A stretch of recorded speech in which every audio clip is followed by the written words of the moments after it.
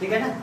चलिए पूरे ईमानदारी के साथ आज हम लोग झारखंड के क्लास 2 में, तो क्लास 1 में जो है हम लोग मुख्य रूप से इसका सिलेबस का डिस्कशन किए थे कि किस किस आधार पे हम लोग झारखंड को लेके चलने वाले हैं।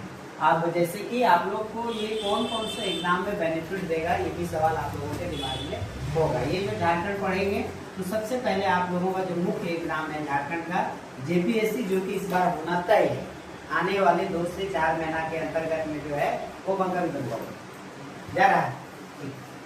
तो आने वाला 2 से 4 महीना के अंतर्गत में जो है जेपीएससी का एग्जाम देना तय है, और उस एग्जाम के लिए ये आपको क्या देगा, बहुत ही अधिक बेनिफिट देगा ये सब क्लास जो आप लोगों को करवाएंगे। दूसरा ऐसा का जो पार्ट है वो है सीजीएल, यानी कि झारखंड सीजीएल, है ना। झारखंड सीजीएल में अगर अच्छा रैंक लेके चल आते हैं तो आपको एएसओ वगैरह मिलेगा, और जो कि वन ऑफ द बेस्ट नौकरी होता है। ये सब भी आईएएस से कम नहीं होता है, क्योंकि ये लोग के पास ज्यादा अपॉर्चुनिटी होता है काम को करने का, ठीक है। इसके अलावा जो अगर अन्य जो भी एलडीसी वगैरह का भी जो है, क्योंकि झारखंड से जो है लगभग चीजें जो चलेंगी, हम लोग साथ लेके चलेंगे पीटी प्लस मेंस को। ऐसा नहीं करेंगे कि हम लोग पीटी को लेंगे फिर मेंस को लेंगे, तो बहुत अधिक समय लग जाएगा। तो हम लोग कोशिश करेंगे कि दोनों को एक साथ लेके चले, और जो झारखंड का एक समग्र जानकारी आपके पास पहुंच जाए कि आज हम लोग का ये जो झारखंड है वो क्यों है। बात समझ में आ रहा है कि आज जो हम लोगों के ये झारखंड का स्थिति है क्यों है, सारा मिनरल्स हम लोगों का, संसाधन हम लोगों का, चीज हम लोगों का, फिर भी झारखंड को जो है एक पिछड़ा हुआ राज्य का दर्जा दिया जा रहा है। तो ऐसा क्यों दिया जा रहा है, वो सब सारा रीजन को समझेंगे हम लोग। जो है एसपीटी एक्ट वगैरह समझेंगे, सीएनटी एक्ट वगैरह समझेंगे कि उसका इम्पैक्ट क्या है, पॉजिटिव इम्पैक्ट क्या है, नेगेटिव इम्पैक्ट क्या है। आप कौन सा मीडियम है?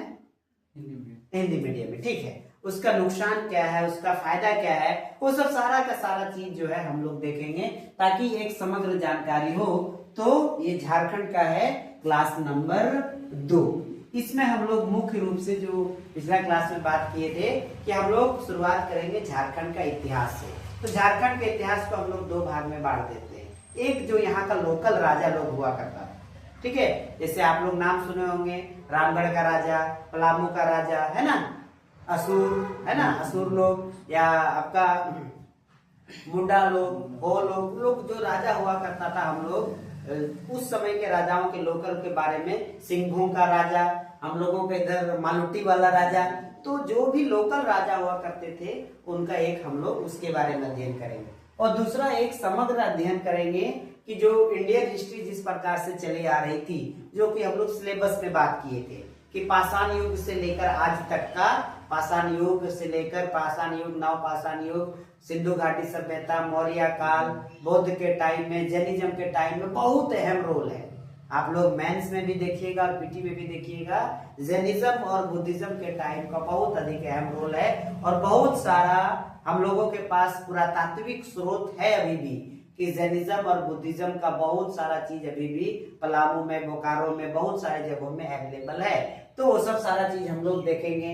फिर हम मध्यकालीन इतिहास के टाइम में, यानी जब मुस्लिम का इन्वेजन हुआ, तो भारत में तो हुआ, वो आप लोगों को पता है कि कुतुबुद्दीन ऐबक से, इल्तुतमिश से लेकर, बाबर से लेकर बहादुर शाह जफर तक चीजें चली। झारखंड में कैसे हुआ, तो झारखंड के लोग उस समय में क्या थे, हम लोग बंगाल का पार्ट हुआ करते थे, तो जाहिर सी बात है सिराजुद्दौला के टाइम में होगा।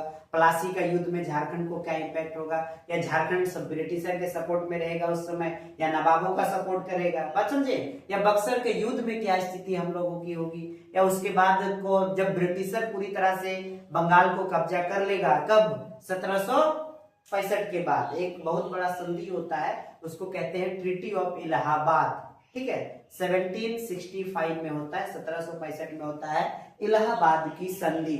उसके बाद से क्या है कि बंगाल यानी झारखंड समेत बंगाल में पूरी तरह से व्यापार का जो, ट्रेड का जो शक्ति है, फ्री ऑफ कॉस्ट कह सकते हैं, वो ब्रिटिशर के हाथ में चला आता है। उसके बाद झारखंड का क्या स्थिति होता है, वो सब सारा चीज देखेंगे। कुछ ऐसा टॉपिक है जो आपको सिर्फ ओनली और ओनली पीटी के लिए है, कुछ ऐसा टॉपिक है जो मेंस के लिए बड़ा इंपॉर्टेंट है, वो ये सब टॉपिक है, ठीक है। फिर इसमें हम लोग ये भी चीज देखेंगे कि ब्रिटिशर आने के बाद झारखंड में क्रिश्चियन धर्म बहुत तेजी से बढ़े। आज हम लोगों के यहाँ पे जितने भी ST SC OBCs हैं, बहुत सारे लोग बहुत तेजी से क्रिश्चियन धर्म की ओर कन्वर्ट हो रहे। तो इसका शुरुआत कैसे हुआ, पहला चर्च कहाँ पे बना, या पहला पादरी कौन आए, कौन उस किसका वाइसरॉय कौन था उस दौरान में जो इस चीज को झारखंड में अच्छे से लागू किया। झारखंड के आज बहुत सारी आबादी आज भी जो है वो क्रिश्चियन धर्म को एक्सेप्ट कर रहे हैं। प्लस इसके अलावा यहाँ पे मुस्लिम लोग को क्या हिसाब हुआ, इसमें आप बहुत सारा कहानी पढ़ेंगे। फिर झारखंड का मांग हम लोग देखेंगे, इतिहास में झारखंड का मांग देखेंगे जो कि काफी पुराना है। झारखंड का बनने का मांग काफी पुराना है, और जो नेता आज लड़ रहे हैं वो तो नए नए लड़ रहे हैं, काफी एकदम 1930 1940 जब आजादी से पहले से जो है झारखंड का एक, क्योंकि देखिए क्या है, हम लोगों का जो कल्चर है, जो झारखंड का जो कल्चर है वो बिहार के कल्चर से या यूपी के कल्चर से, पहले झारखंड का नाम वनांचल रखने वाले थे। झारखंड का नाम वनांचल का पार्ट होने वाला था। वनांचल मतलब हाँ, बनों का शहर। मध्य प्रदेश, छत्तीसगढ़, उड़ीसा प्लस झारखंड सबको वनांचल कहते थे। लेकिन नहीं, लोगों ने कहा ऐसा नहीं कि हम लोगों के यहाँ पे जंगल तो है लेकिन आप लोगों के जैसा कल्चर नहीं मिलता है। बात समझ में आया? हम लोग यहाँ धुसका खाते हैं, आप लोग इडली बोलते हैं, लिट्टी खाते हैं, तो हम लोग बहुत डिफरेंस हैं आप लोगों से। तो इस वजह से नहीं कह सकते कि हम लोग सिर्फ जंगल है तो हम लोग वनांचल का पार्ट है, नहीं। इसमें एक बड़े फेमस व्यक्ति थे होरोलाल, नाम सुने हैं? नहीं सुने हैं। होरोलाल ही वो व्यक्ति था जो इस चीज को बोला कि हम लोग इस नाम को एक्सेप्ट नहीं करेंगे, हम लोगों का नाम झारखंड होना चाहिए। कैसे होना चाहिए कि 13वीं सेंचुरी का एक कॉपर प्लेट मिला। उड़ीसा के राजा थे, राजा नरसिंह देव दो, सब बताएंगे, बड़ा बढ़ाना नहीं है।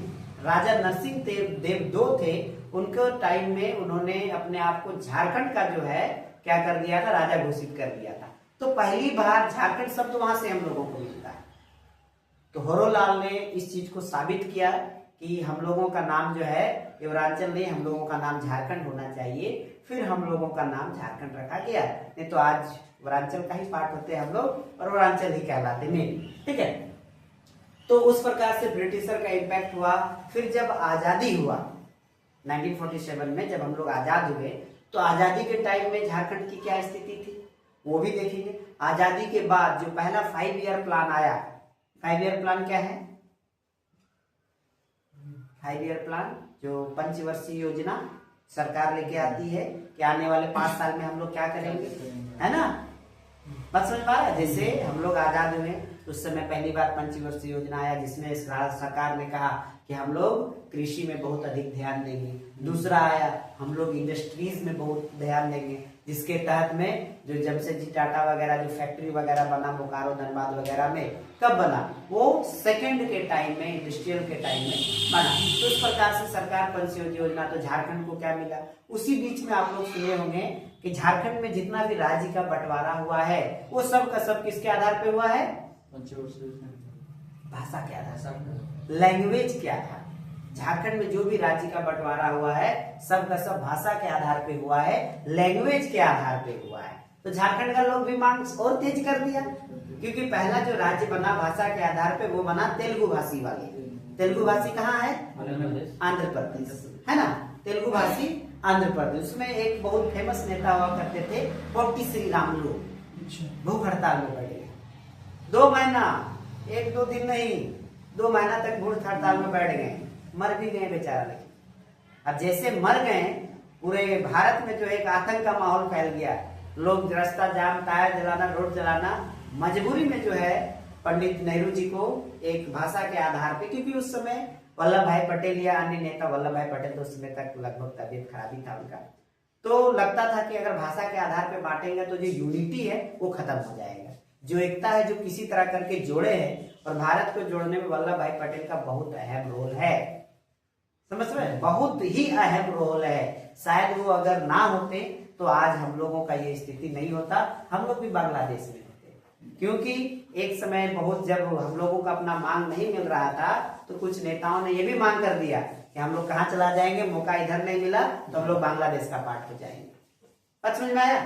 तो फिर एट द एंड तेलुगु भाषी में जो है आंध्र प्रदेश अलग हुआ, हम लोगों का मांग बढ़ा, तेजी से बढ़ा। कुछ नहीं सुना, और बिहार का पार्ट कुछ समय बाद बिहार का पार्ट हो गए, तो बिहार तो हम लोगों पे डायरेक्ट शोषण करने लगा। जैसे अभी उस दिन भी हम समझाए थे, वीडियो में आप लोग देखे भी होंगे कि जैसे एक नॉर्थ बिहार था, एक साउथ बिहार था, तो साउथ बिहार में कुछ भी डेवलपमेंट नहीं था, और प्लस लेकिन जो संसाधन है वो तो हम ही लोगों को चूसा जा रहा है अभी भी, ठीक है। तो जिसके वजह से क्या है, चीजें मांग बढ़ती गई, फिर एट द एंड जो है जब 1970-80 के टाइम में आ गया, इंदिरा गांधी का टाइम आ गया, तब नया युवा नेता आया उस समय पे, युवा नेता के रूप में जैसे लालू जी, नीतीश कुमार, रामविलास पासवान, शिबू सोरेन, उस सबको उस समय युवा नेता कहा जाता था, छात्र नेता। तो छात्र नेता अपने कंधों पे चीजों को लेके गए। फिर शिबू सोरेन वगैरह लोग जो है धनबाद बोकारो में बहुत एक्टिव हुए, तो फिर एक पार्टी बना, है ना, झारखंड पार्टी से ही मूव होते होते चीजें कहाँ पे आ गई, जेएमएम की ओर आ गई। फिर चीजें बढ़ती गई। अच्छा, एक दिमाग में रखना है, हम लोग अभी जब इतिहास में आएंगे तो ऐसा आपको व्यक्ति का नाम बताएंगे जो सुने भी नहीं होंगे और जिन्होंने अपना जान दिया झारखंड के लिए। दुमका का भी बहुत सारे लोग हैं, एक बार लेके गए थे ना, एक व्यक्ति है दुमका का ही जो कि झारखंड आंदोलन का बहुत भयानक पार्ट हुआ करते थे, लेकिन आज उनको कोई पूछता तक भी नहीं। हम बट बातचीत किए थे, हम लोग गए थे दुमका में, शिकारीपाड़ा में बहुत ऐसा आदमी है जो कि झारखंड आंदोलन में जान देने के लिए तैयार थे, बट आज उनको कोई कुछ जानता भी नहीं, ठीक है। तो उस प्रकार से हम लोग देखेंगे और फिर आजादी तक पहुंचेंगे, और फाइनली 15 नवंबर 2000 को हम लोग अपना एक राज्य स्थापित करेंगे। इसमें टाइम लगेगा, हड़बड़िएगा नहीं, दो काम करना है, एक रेगुलर रहना है और दूसरा रिवीजन करना है, क्योंकि नया सब्जेक्ट है, रिवीजन नहीं कीजिएगा भूल जाइएगा। बात समझ में आया? चलिए तो आगे बढ़ते हैं और आप लोग लिखना भी साथ ही साथ शुरू करेंगे। डालिए टॉपिक झारखंड का इतिहास, हिस्ट्री ऑफ झारखंड।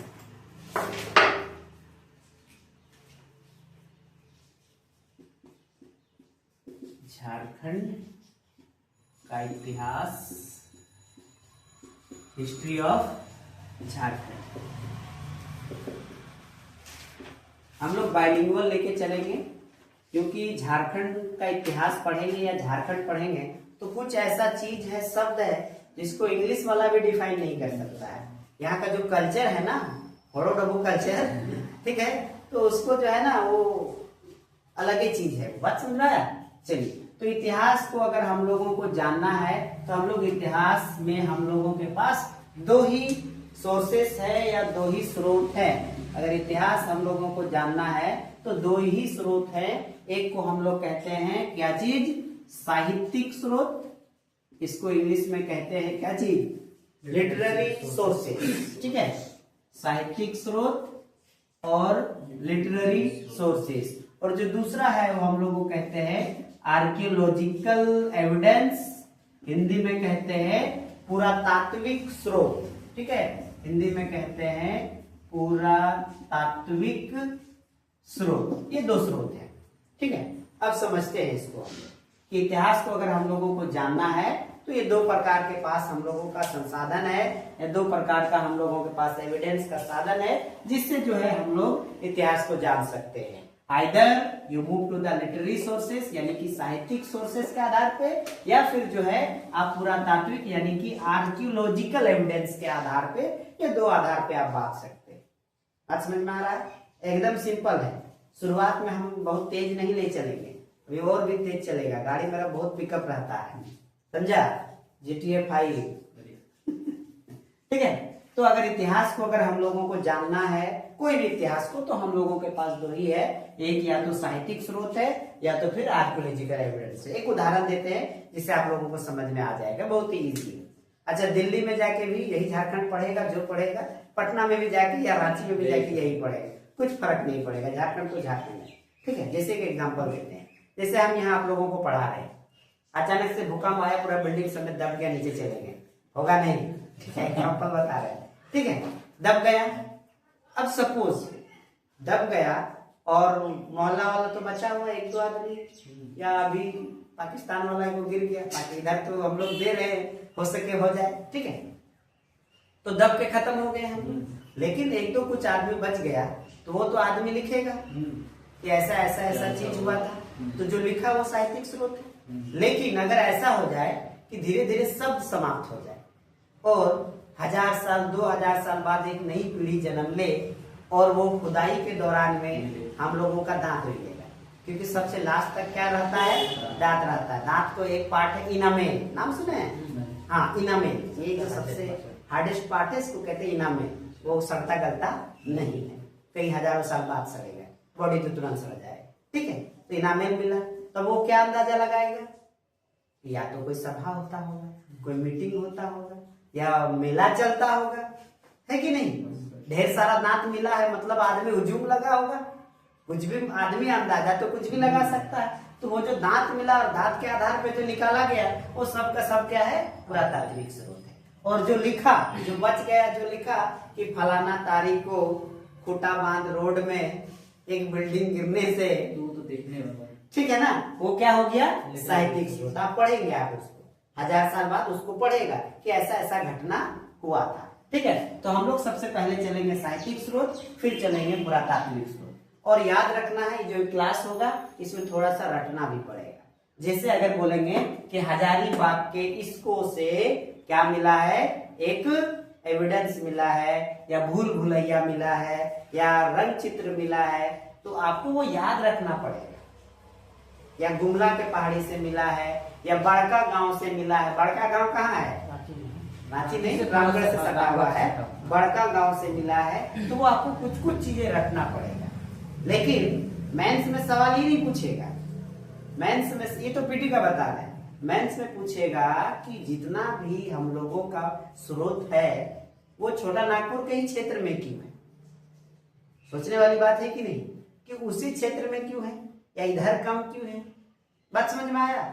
या हम लोगों का जो कह सकते हैं शुरुआत जब हुआ, जो सबसे पुराना जो जनजाति है वो है असुर जनजाति। झारखंड में जो सबसे ओल्डेस्ट ट्राइब लोग हैं वो है असुर जनजाति, तो उनका एविडेंस अभी भी मिलता है, या बिरहोर का भी मिलता है।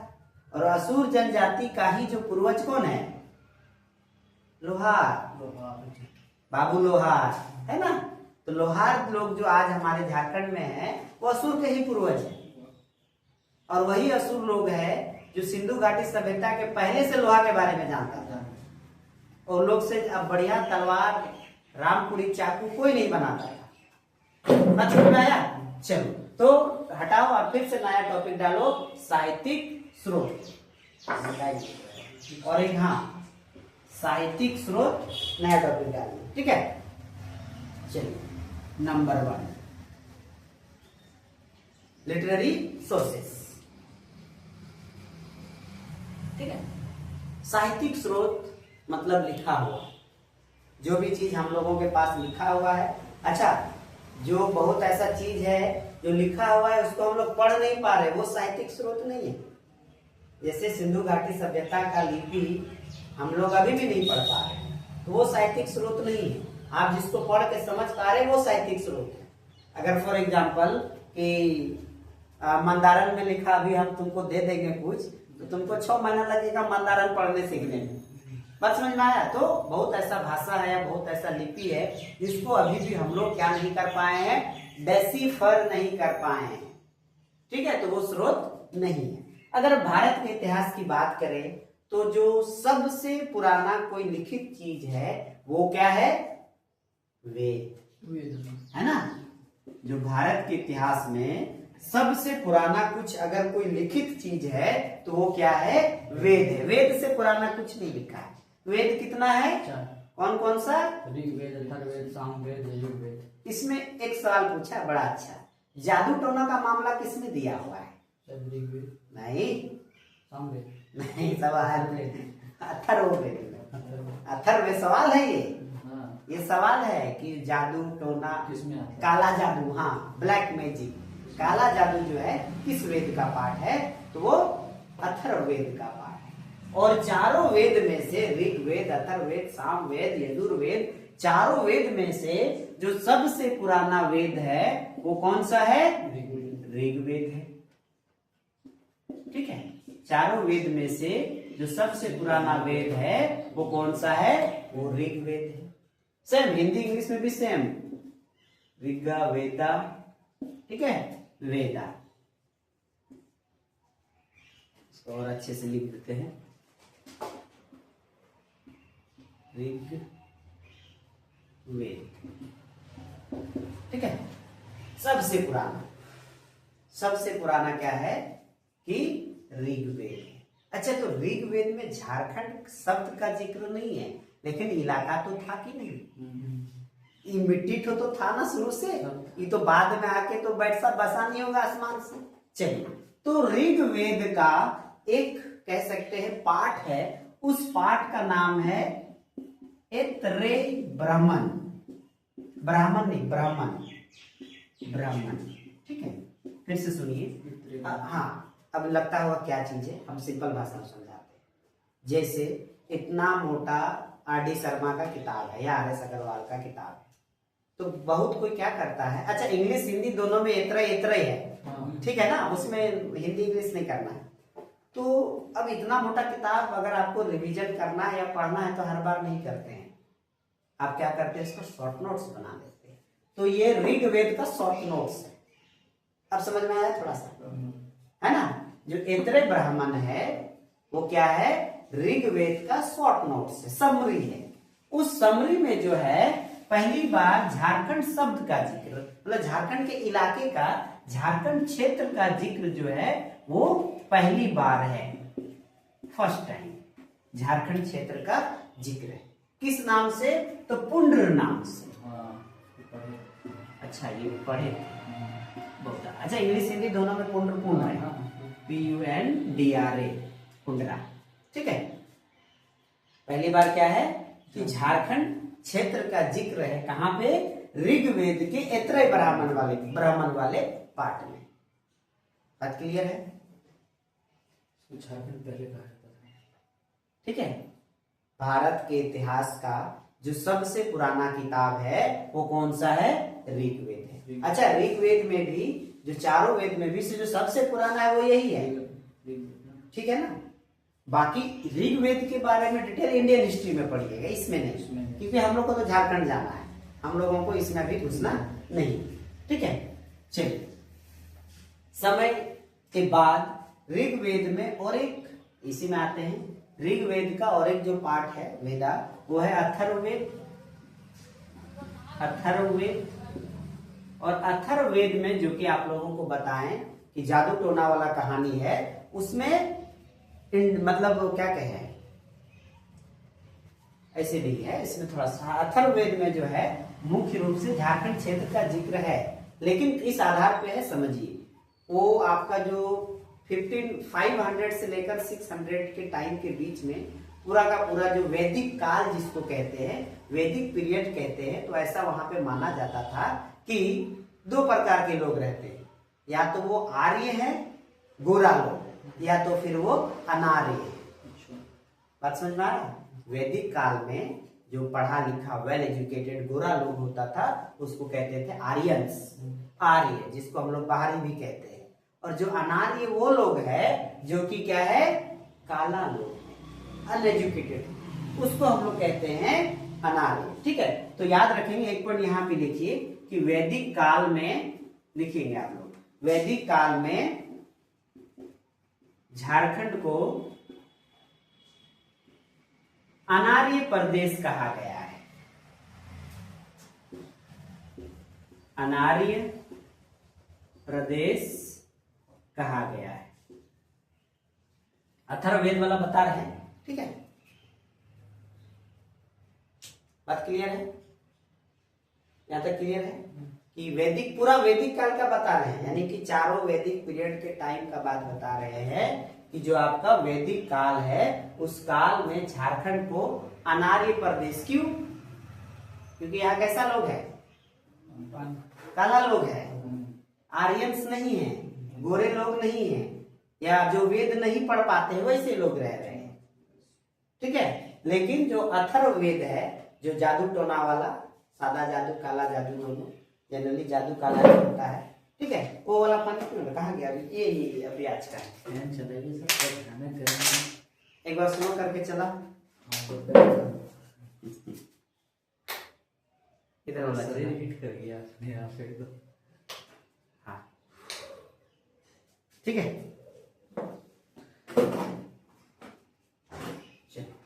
पकड़न यहाँ तक में कोई दिक्कत? चलो, तो जो अथर्ववेद है वो अथर्ववेद में झारखंड के क्षेत्र को वराइत्य प्रदेश कहा गया है, जो है ना ब्लैक, वराइत्य प्रदेश, इसको हिंदी में ही लिखेंगे वराइत्य प्रदेश, झारखंड। हाँ झारखंड क्षेत्र को, झारखंड में इससे पहले भी तो कुछ नाम था सर, और एक कौन देश बोला जाता है झारखंड को? बहुत है, टिकटनामा, हाँ। वो सब आएंगे, अच्छा। वो सब बहुत लेट का नाम है। वो सब देखा। हाँ हाँ, कुकुटलाड, वो सब आएंगे, एकदम एक एक करके आएंगे। ठीक है, कौन सा? वराइत्य प्रदेश। ये अर्थवेद में आता है। अथर्ववेद में, अथर्ववेद में झारखंड को क्या कहा गया है? वराइत्य प्रदेश। लेकिन पूरा वैदिक काल में क्या कहा गया है? अनार्य प्रदेश।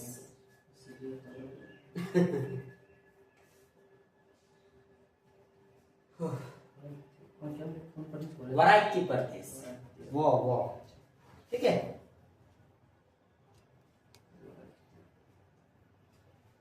डन है, आगे बढ़े, इसको मिटाएंगे।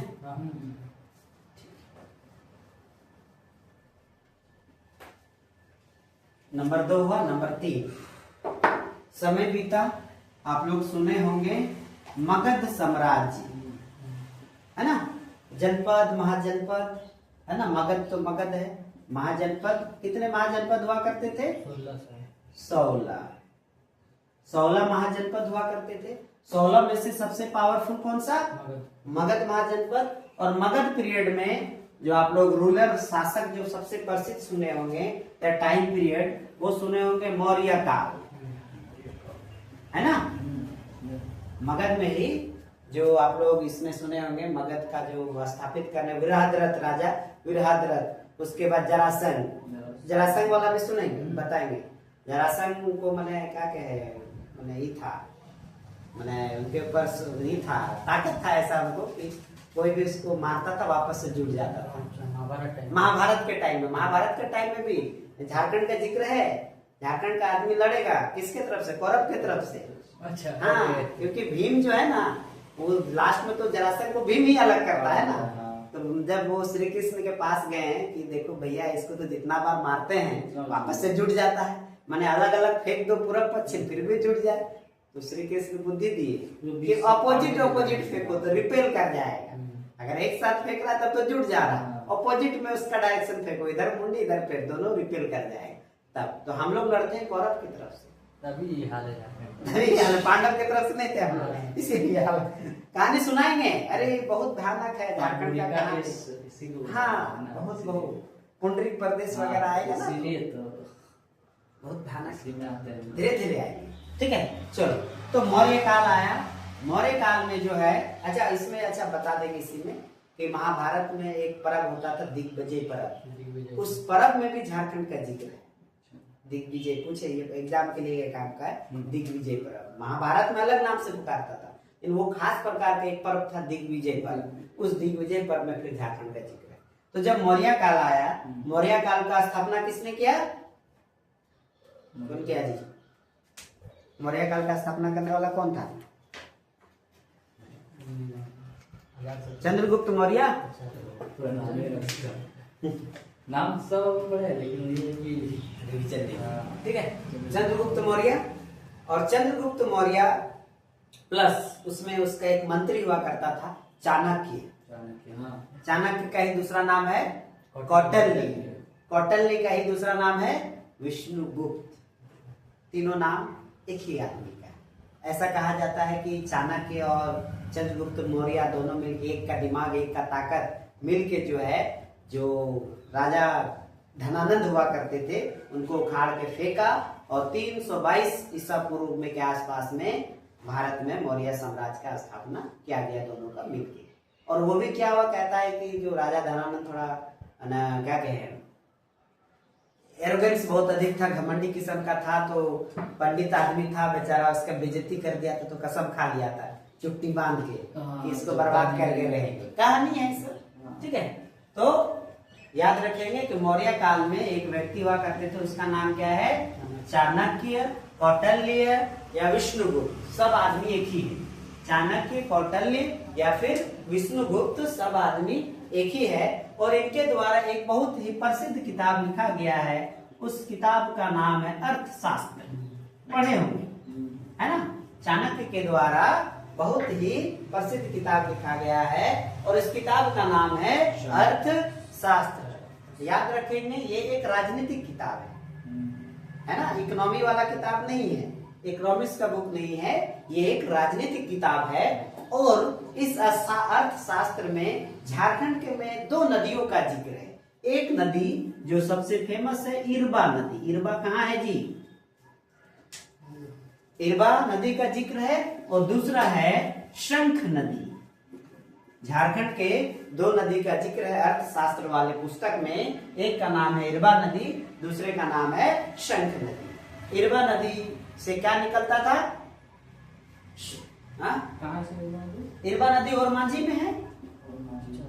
हाँ, और मांझी। और शंख नदी गुमला में है।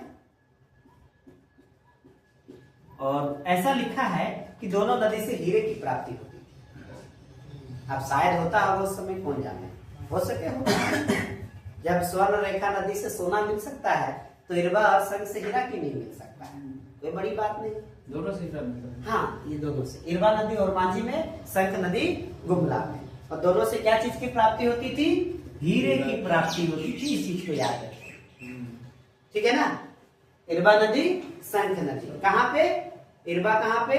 और मांझी वाला जो अपोलो रास्ता है ना, अपोलो मेहता हॉस्पिटल, उसी वाले इलाके में।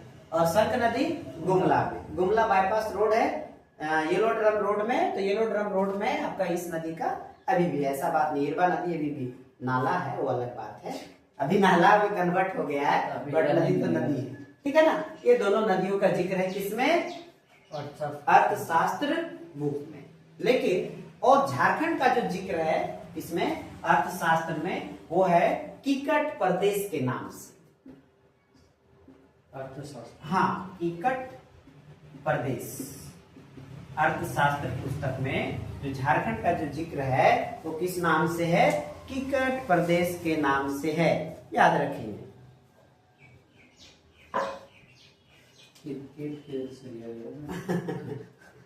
किकट प्रदेश,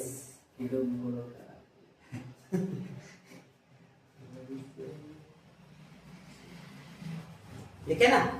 क्या है कि मौर्यन पीरियड में एक मंत्री हुआ करते चंद्रगुप्त मौर्य के टाइम में, और उनके बेटा के समय में भी चाणक्य के द्वारा एक पुस्तक लिखा गया है अर्थशास्त्र। और उस अर्थशास्त्र में झारखंड के 2 नदियों के बारे। अच्छा, नया नया बहुत मजा लगता है झारखंड पढ़ने में। जब 15 दिन पढ़ लिए लगेगा कितना पढ़ लिए, ठीक है।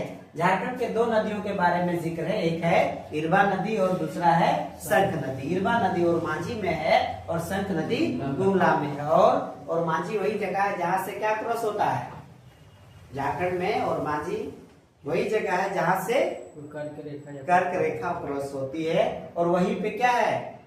चिड़ियाघर। और मांझी चिड़ियाघर भी कहाँ है? और मांझी में ही है। रांची का जो चिड़ियाघर है वो कहाँ है? और मांझी में ही, ठीक है ना। तो अब झारखंड आप लोग जब भी घूमेंगे, अब पढ़ाई के नजरिए से भी घूमेंगे, खाली एंजॉय के लिए नहीं, है ना।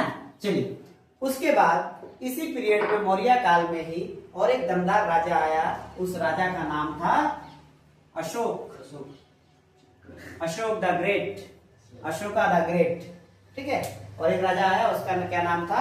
अशोका या अशोक द ग्रेट।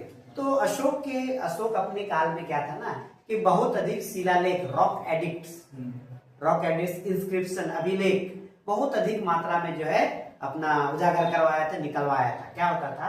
मेनली जैसे कुछ इंफॉर्मेशन देना हो तो वो बड़े बड़े चट्टानों में थोड़ी छैनी लेके उसको लिखवा के मोहल्ला या किसी जगह पे, खास जगह पे रख देता था। आने देखिए रोड बनता हाँ, शिलालेख कर देता है कि मंत्री जी का साइन हुआ, 2.5 लाख रुपया राशि लगा, सब चीज उसमें 2 लाख, शॉर्ट डिटेल, हाँ 2 लाख रुपया खा गया, है ना। 50,000 का रोड बना, ठीक है। तो बस वही शिलालेख, वही चीज वो बहुत अधिक। तो जो अशोक का 13वां नंबर का शिलालेख था, याद रखेंगे, अशोक का जो 13वां नंबर का शिलालेख था, उस शिलालेख में क्या चीज है? क्या है सर बोलिए। जो 13वां नंबर का शिलालेख है वो मुख्य रूप से क्या चीज है, अशोक का धम्म के ऊपर है। धम्म क्या है, जब अशोक कलिंग का युद्ध हुआ था तो कलिंग के युद्ध होने के बाद वो बौद्ध धर्म को अपनाया और प्लस एक अपना नया धर्म बनाया जिसको कहते हैं धम्मा, DHMMA, धम्मा। ठीक है, धम्म की नीति, धम्मा पॉलिसी। तो इसके तहत क्या था कि ये चाहता था कि जो मेरा धर्म है इसमें जनरली रूल रेगुलेशन सिस्टम था, जो मेरा धर्म है, जो मेरा सिस्टम है, पूरे भारत के लोग माने और मेरा जहां तक चलता है वहां तक माने। तो उन्होंने ये भी चीज बोला था कि जो आटविक प्रदेश के लोग हैं या अटाविक प्रदेश के लोग हैं वो भी माने। और वो आटविक और अटाविक प्रदेश कौन है? यस, अटाविक या फिर आटविक। तो अशोक के 13वां शिलालेख में जो धम्म की नीति है उसमें क्या कहा गया, झारखंड को आटविक या फिर अटाविक प्रदेश के नाम से बोला गया है कि ये लोग भी क्या करेगा, मेरा वाला बात मानेगा। यानी कहीं ना कहीं ये प्रूफ होता है कि झारखंड में अशोक का रूल चलता था। बात समझ में आ रहा कि अशोक जो है ये क्लियर ये भी बोला था कि अगर नहीं उसमें तो धमकी था कि आप बोल लेना, क्योंकि क्या था ना, झारखंड में जो यहाँ का लोकल राजा था वो लोग जब अशोक कमजोर होने लगा, धर्म वगैरह अपनाने लगा, तो ये लोग बात वगैरह कम मानने लगा। तो अशोक धमकी भेजा कि इन हाथों में हथियार छोड़े, इसे चलाना नहीं भूला है, बोल देना, मानेगा नहीं तो दिक्कत हो जाएगा। तो इसके लिए अशोक क्या किया, इसके लिए एक व्यक्ति है उसका नाम था रक्षित नामक व्यक्ति को वो भेजा था आटविक प्रदेश में, झारखंड में, कि बोलो तो पुराना आदमी जगेगा, फिर कलिंग का युद्ध हो जाएगा। कलिंग का युद्ध सुने होंगे आप कि इसमें बहुत अधिक मौत हुआ था, उसके बाद हृदय परिवर्तन हो गया था, हजारों लोगों का, बूढ़ी औरत बच्चों सबको मारा था। तो याद रखेंगे, इस चीज को आप लोग लिख लीजिए कि अशोक ने धम्म की नीति को पालन करवाने के लिए रक्षित नामक व्यक्ति को आटविक प्रदेश या झारखंड भेजा था, झारखंड के क्षेत्र में भेजा था। क्लियर है? कोई दिक्कत है यहां तक? चलो,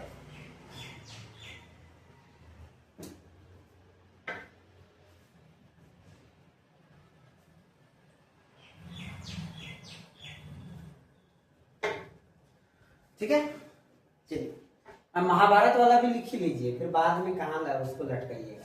महाभारत वाला भी लिख लीजिए कि महाभारत में या महाभारत के समय काल में झारखंड को क्या कहा गया है, पशु भूमि के नाम से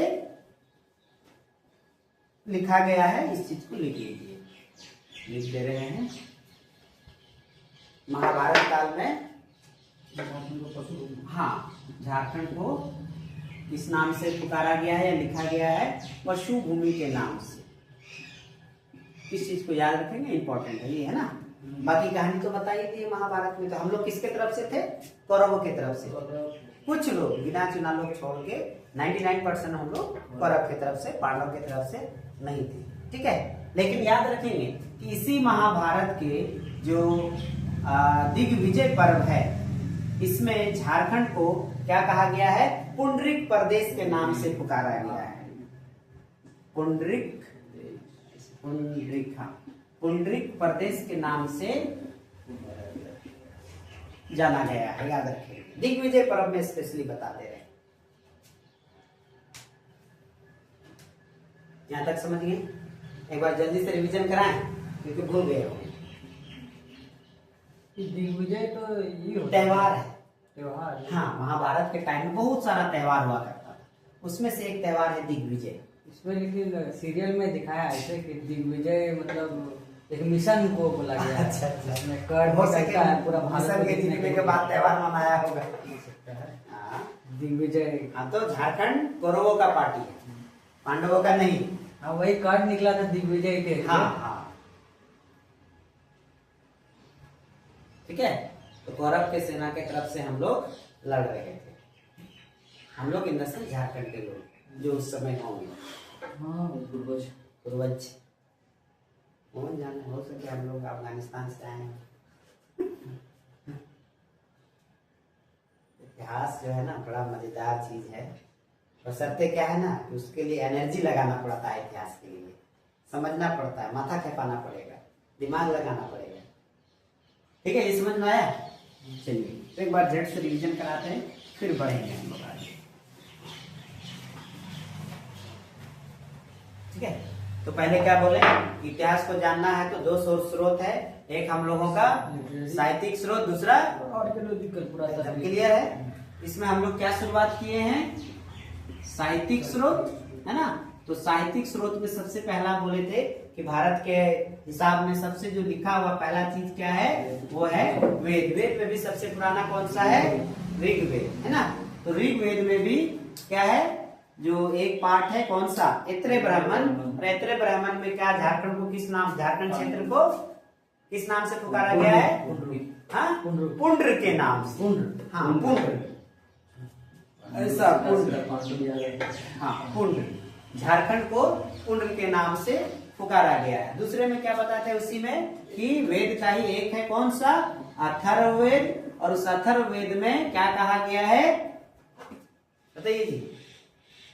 अथर्ववेद में झारखंड को वराइती प्रदेश, वराइती प्रदेश कहा गया है झारखंड को, इसमें अथर्ववेद में। और पूरा वैदिक काल में क्या कहा गया है, पूरा वैदिक काल में अनार्य प्रदेश। वेरी गुड, याद करना होगा, अनार्य प्रदेश के नाम से पुकारा गया। फिर मौर्य वाला देखे हम लोग, मौर्य काल में चाणक्य के द्वारा बुक लिखा गया अर्थशास्त्र। अर्थशास्त्र में झारखंड का नाम, दो नदियों के बारे में जिक्र है, शंख नदी, इरवा नदी, दोनों से हीरे की प्राप्ति होती है। और कीकट प्रदेश के नाम से जो है उस बुक में जिक्र है। फिर हम लोग किसके बारे में आए, अशोक के बारे में आए कि धम्म की नीति के तहत जो 13वां शिलालेख वो इंट्रोड्यूस किया, उसमें क्या कहा गया कि जो 8वीं प्रदेश के लोग हैं वो भी मेरे बात को मानेंगे। और इसके लिए अगर नहीं मानेगा तो उसके लिए एक मैसेंजर को भेजा था, उसका नाम था रक्षित। ठीक है, यहाँ तक बात क्लियर। महाभारत में भी बता दिए कि पशु भूमि के नाम से जाना जाता है। ठीक है, आज हम लोग यही रखते, इसके आगे कल, ठीक है ना। इसको आप लोग चाहें तो फोटो खींच सकते हैं, अगर लिखे अपने अनुसार से तो ठीक है, नहीं तो इस प्रकार से डेली आप लोगों को देख लीजिए, ऑनलाइन वाले भी इस प्रकार से एक नोट्स आप लोगों को डेली मिलेगा। आप लोग फोटो खींच सकते हैं या तो आपकी इच्छा। बंद कर दीजिए वीडियो।